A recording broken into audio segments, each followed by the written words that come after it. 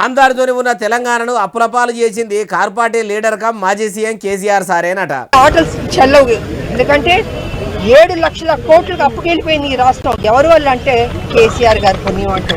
ఇన్నరా Congress party MLC అభ్యర్థి Vijayashanti alias Ramulamma ఏమంటున్నదో ఇంకా మస్తుగానే అంటున్నది. నుండి మరి ఇంత 7,00,000 కోట్లకు అప్పుకెళ్ళిన రాష్ట్రాన్ని సెటిల్ చేయాలంటే డెఫినెట్ గా టైం పడుతుంది.